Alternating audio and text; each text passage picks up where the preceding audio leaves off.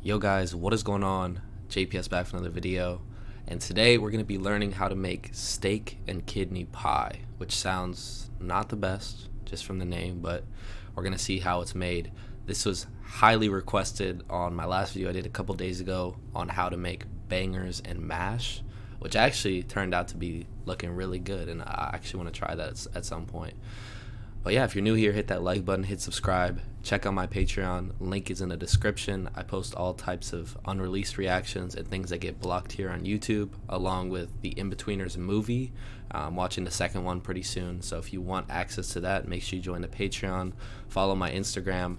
Both of those will be the top link in the description, and also check out my P.O. Box address. That is also newly in the description. I just got that a couple days ago. But yeah, I'm super excited for this, and let's get right into it. Hello again. And make sure you comment down below if you have any other suggestions for food you want me to see to learn how to make, I guess.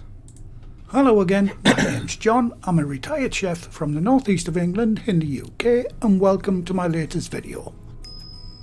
And in this video recipe, I'll be making this delicious steak and kidney pie, and I'll also be making some rich, thick gravy to go with it. You can view the ingredients list and full written method for this recipe on the recipe page on my website. I'll leave links at the end and under the video, or just click on the eye icon top right of the screen. Before I go any further, I'd like to give a quick shout out to this week's Patreon and PayPal Reluctantheist channel. I'll start by greasing the pie tin, and these are the dimensions of the type of tin I'll be using. I like this guy's voice a lot so far. You can of course just use an ordinary dinner plate like this one.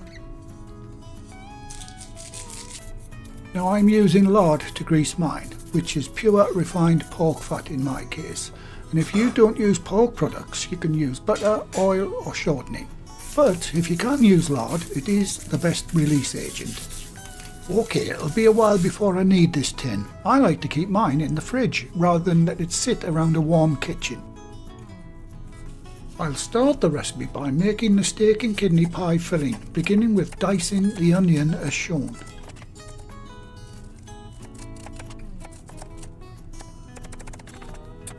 Seems like a very nice guy. The next job is to cut 3 to 4, that's about 200 grams or 7 ounces of lamb's kidney into small pieces. I just can't imagine. If you're not keen on kidney, just leave it out, but you will have to make up the weight with diced beef. Okay.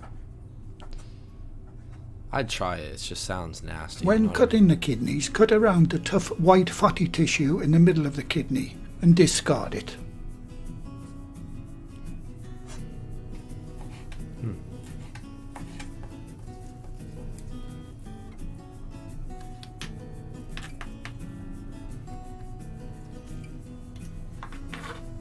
Once cut, place it in the fridge until needed. Time to cook the pie filling. You can of course use a couple of cans of cooked diced beef for this recipe, but I'm making the whole thing from scratch. It's cheaper, tastier, and you get a good amount of delicious rich gravy at the end. I'll start by frying off the onions in a teaspoon of vegetable oil for a couple of minutes.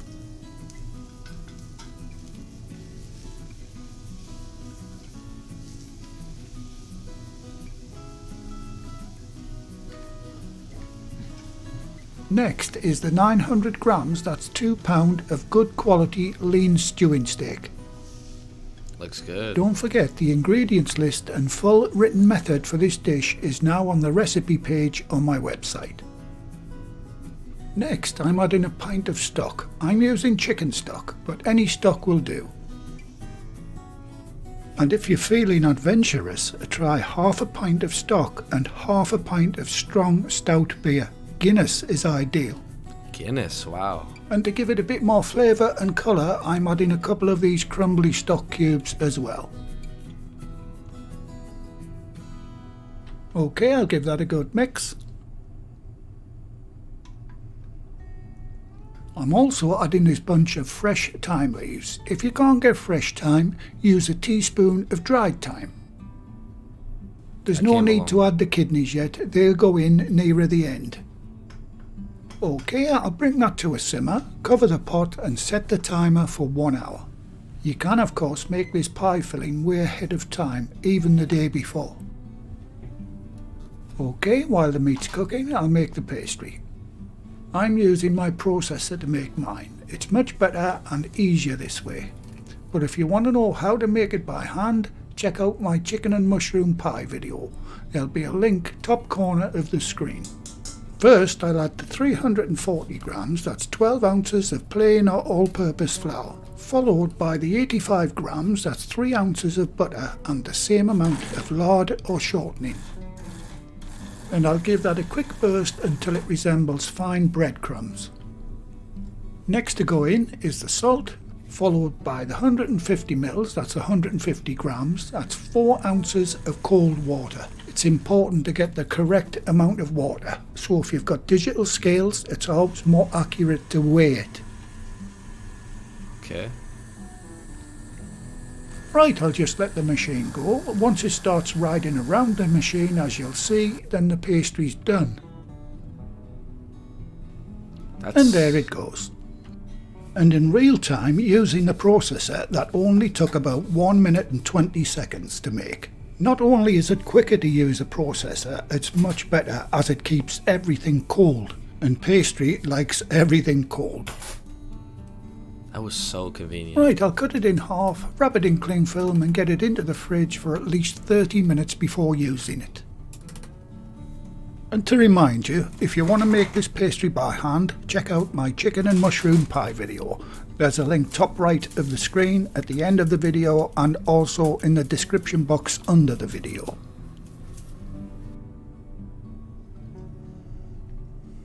Time to check on the meat. I'll take out the bunch of thyme as it's done its job now.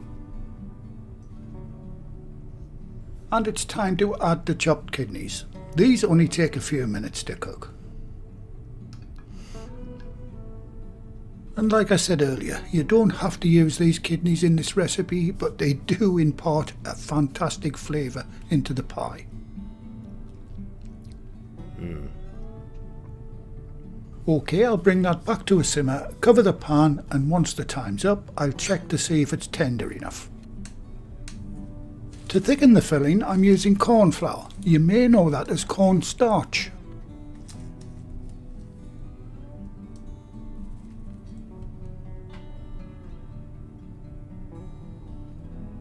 I'll mix up 30 grams, that's 1 ounce, and exactly the same weight in cold water.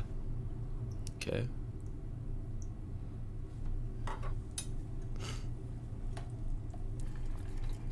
And this should be enough to thicken the filling and a separate gravy, as you'll see in a moment. Okay, that's the time up and it's been simmering now for a full hour. I'll try a sample of the meat to make sure it's tender enough to proceed to the next step. Depending on the cut of meat you're using, this time may vary, but this lean steak is normally ready in an hour. If yours is still a bit tough, just give it a bit more time, it will get there in the end. Mine's fine, so I'll strain most of the juice into a separate pan. This will become the gravy a little later.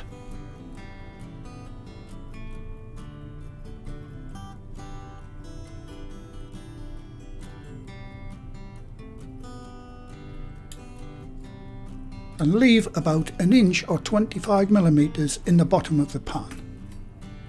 That gravy's gonna be good.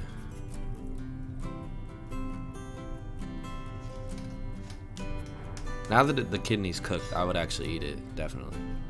First, I'll thicken the pie filling using 1/3 of the cornflour mixture as shown. It just looked nasty raw, and I'm like those types of things gross me out. First, I'll thicken the pie filling using 1/3 of the cornflour mixture as shown.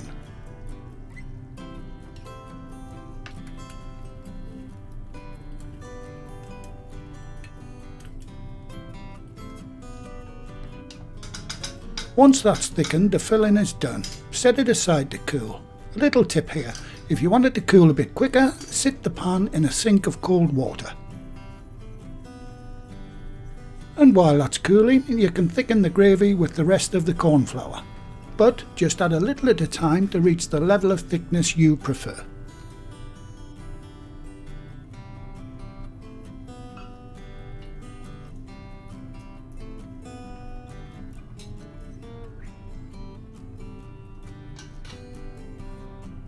Time to preheat your oven to 190 degrees Celsius, that's 375 Fahrenheit, on gas mark 5. I'm setting mine to 170 because my oven's fan assisted and it runs about 20 degrees hotter than indicated on the dial. Time to start rolling the pastry. First thing to do is dust the bench and the pin with flour.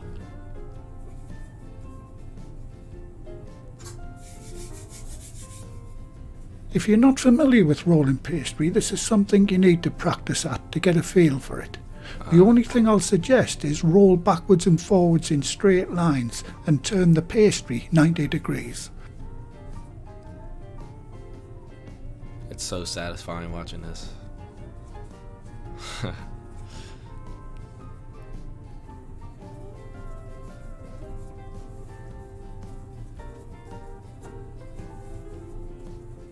Once the pastry becomes too big to turn, then turn the pin 90 degrees. That should keep the pastry reasonably round.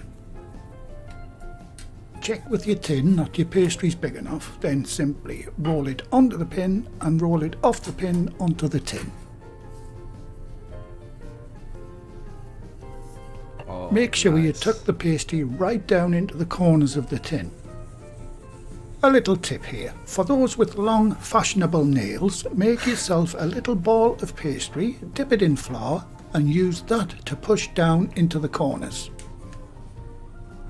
Right, Oh, I'll no. put that aside for a minute and quickly go through rolling out the top pastry for the pie.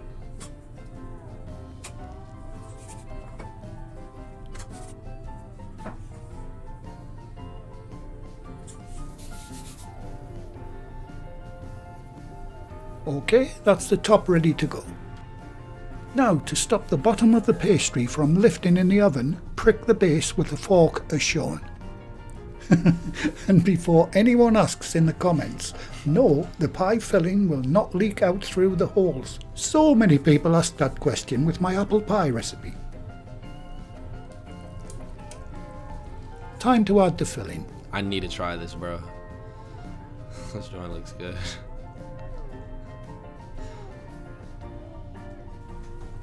Spread the filling out until it's even.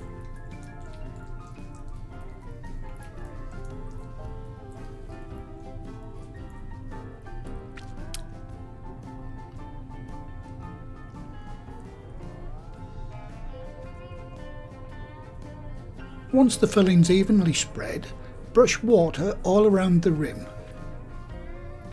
The water is the glue that sticks both pastries together. Ah. Now roll over the top pastry and crimp the edges. Most people have their own way of doing this, and this is how I do it. Another good way is to go around the edge pressing down with the tip of a fork. Once you've crimped all the way around, cut off the excess. Tidy it up and brush with beaten egg.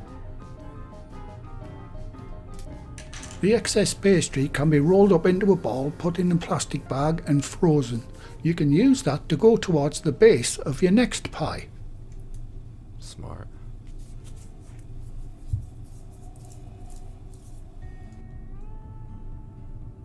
Give the whole surface of the pastry a good coat with the beaten egg.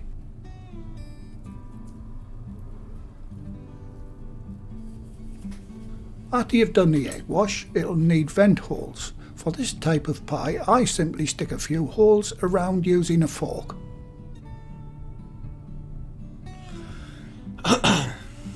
Now get it into the preheated oven and set the timer for 25 minutes.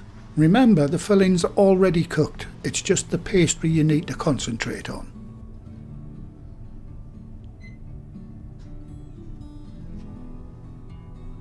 Once the time's up, check the colour. If it's a nice shiny golden brown, it's ready to come out. If yours is still a little pale, give it another 5 minutes. This could very well happen as ovens run at different temperatures. Now I'll get it onto a wire rack and let it settle down and cool for a while. And I'll cut a slice out and let you see what it's like on the inside. That And is of course, looking do the good. all-important taste test. Right, it's been cooling for a while, so here we go. And this pie will yield 8 good portions. If you want to freeze it, first let it cool and get it into the fridge for a few hours. Once completely chilled, it'll be much easier to cut. Wrap each slice individually in plastic wrap and then get them into the freezer. And that looks amazing, and my goodness, the smell is fantastic. I need that. Need that. I can't really try this without a little of that rich gravy. When you guys have this steak and kidney pie, do you put gravy on it too, or do you just eat it straight up? Comment down below, or comment any discrepancies with how you make yours. A little of that rich gravy.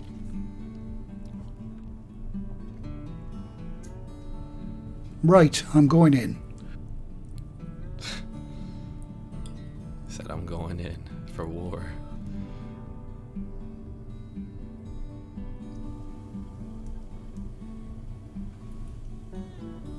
And honestly, that steak and kidney pie is the best you'll ever taste, even if I say so myself. And like I said earlier, if you want to take this to another level, try the half stock and half stout ale version.